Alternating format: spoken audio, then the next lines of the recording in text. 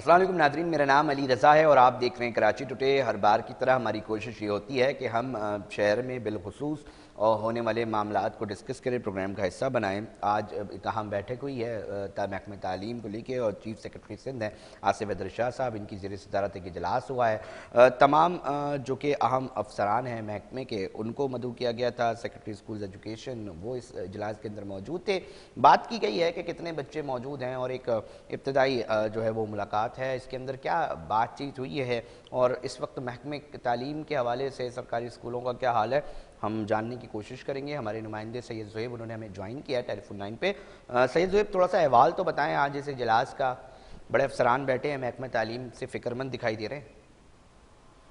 جی دیکھیں علی رضا، آج یہ چیف سیکرٹری سندھ ہیں سید آصف حیدر شاہ صاحب، ان کی زیر صدارت یہ اجلاس ہوا ہے۔ اور ویسے یہ اجلاس جو ہے محکمہ تعلیم اور صحت دونوں کا مشترکہ تھا، لیکن چونکہ ہم ایجوکیشن پہ بات کر رہے ہیں تو میں آپ کو آگاہ کرتا چلوں کہ سی ایس سندھ سید آصف حیدر شاہ صاحب کی صدارت میں ہونے والے اجلاس میں ایجوکیشن کے حوالے سے نئے آنے والے ایجوکیشن سیکرٹری زاہد حسین عباسی نے اپنی بریفنگ دی ہے۔ اور اس بریفنگ میں جیسے کہ آپ نے معلوم کیا تو انہوں نے صوبے میں تعداد بتائی ہے کہ 40,900 سے زائد سرکاری اسکول ہیں، جن میں اس وقت 52 لاکھ سے زائد بچے زیر تعلیم ہیں، جبکہ 11,700 سے زائد نجی اسکولوں کا انہوں نے بتایا ہے، جس میں 49,40,000 تک تقریباً طلبہ جو ہیں وہ زیر تعلیم ہیں۔ یہ انہوں نے ایک روٹین کی اپنی بریفنگ دی ہے، اور آئی بی اے چکر کے تھرو جو ٹیچرز انہوں نے اپوائنٹ کیے تھے، جن کے 2 سیشن ہو چکے ہیں، اس کے بارے میں انہوں نے بتایا ہے۔ یہ ان کی ایک نارمل روٹین کی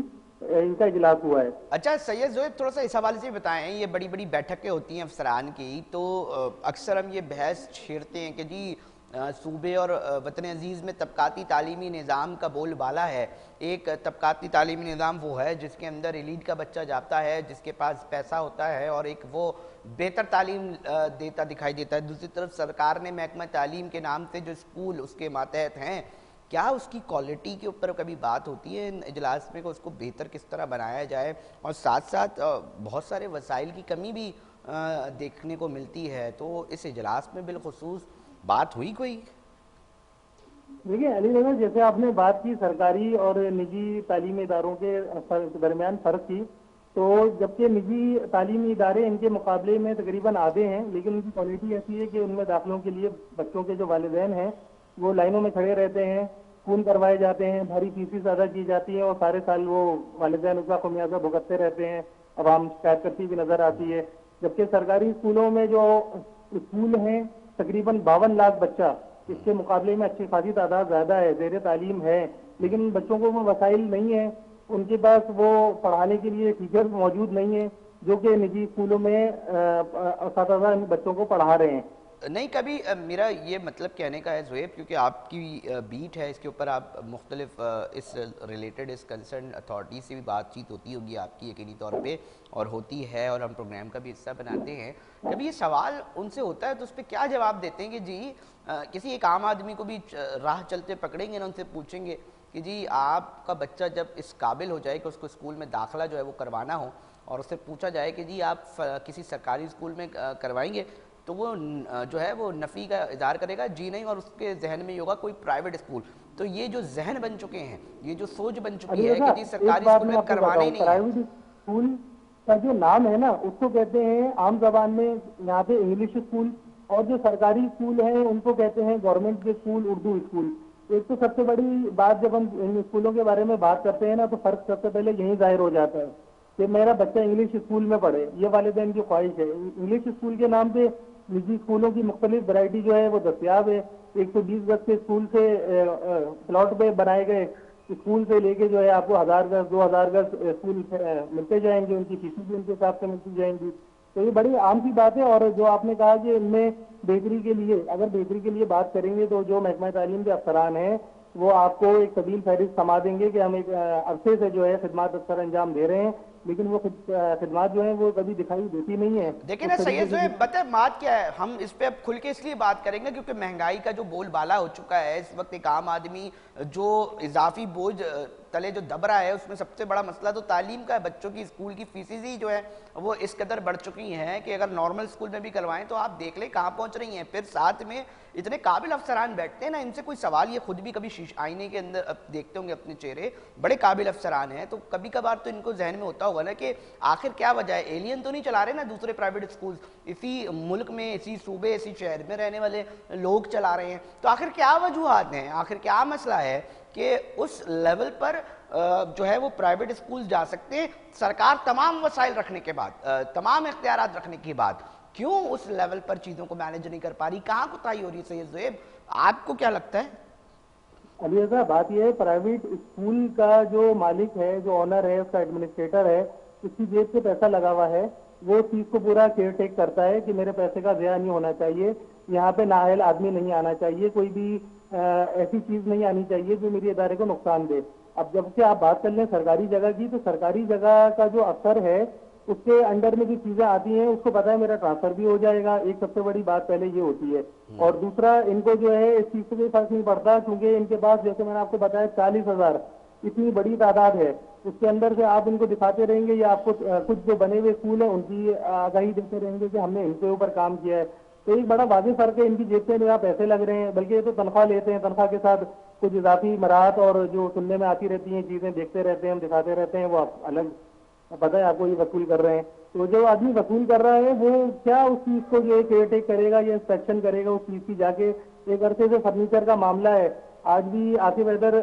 صاحب جو ہیں، شاہ صاحب جو ہیں، انہوں نے آج بھی بولا ہے کہ جو ہے اسکولوں میں فرنیچر اور پانی کی فراہمی دی جائے. آپ میری بات دیکھیں، صاف پانی، کتنے عرصے سے آپ یہ جملہ سن رہے ہیں، کیا اس کا مطلب یہ ہے کہ اسکولوں میں صاف پانی بھی ان بچوں کو دستیاب نہیں ہے؟ یہ تو بدقسمتی ہے. اب معاملہ یہ ہے کہ پھر سندھ حکومت کو لوگ تنقید کا نشانہ بھی بناتے ہیں اور وہ یہی سوال کرتے ہیں کہ بنیادی حق تعلیم اور معیار کم سے کم اس کا بہتر بنایا جائے. تھوڑا سا اس کے اوپر بھی میں چاہوں گا کہ سید زہیب آپ بات کریں. ہماری کوشش ہے کہ انشاءاللہ ان قریب آپ کو اس اسکولز میں ایک ایک کر کے کوشش یہ کریں گے کہ ہم دکھائیں گے کیا اسکول کے حالات ہیں. مگر سید زہیب، ویسے اس وقت اگر ہم سرکاری اسکولوں کا رخ کرتے ہیں تو وہاں طلبہ کو،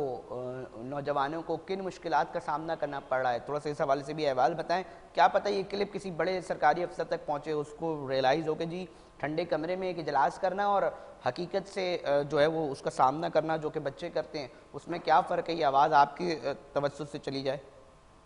دیکھیں علی رضا، جب بچہ اسکول کے اندر سب سے پہلے داخل ہوتا ہے تو اس کا انفراسٹرکچر ہے، اس کو آپ لے لیں، جو ایک عرصے دراز سے اس پہ رنگ روغن کا نام تو ہے ہی نہیں، کئی جگہ سے وہ جھڑ رہا ہے. یہ تو ہو گیا اس بچے کی وہ جگہ جہاں بیٹھ کے وہ تعلیم حاصل کرے گا، جہاں پہ اس کا دماغ کھلنے کے لیے اس کو بھیجا گیا ہے. اور اگر اس کی بات کر لیں تو اس کا بجٹ کوئی معمولی پاس نہیں ہوتا، کئی ارب میں اس کا بجٹ پاس ہوا تھا، لیکن جو ہے اس کو صحیح طرح سے یوٹیلائز نہیں کیا گیا، جبھی ان اسکولوں کا یہ حال ہے. اور آپ آ جائیں تعلیم کے اوپر، تعلیم کے اندر جو ان کے اندر بکس ہیں وہ بکس لیول نہیں کرتی پرائیویٹ اسکول کی منتخب کردہ اس کلاس کی بکس کے ساتھ. اور اس کو پڑھانے والے اساتذہ، ان کا تو اللہ ہی حافظ ہے کہ وہ بالکل میں نہیں سمجھتا ان سبجیکٹس کو پڑھا سکتے ہیں جو کہ پرائیویٹ اسکولوں میں پڑھائے جا رہے ہیں.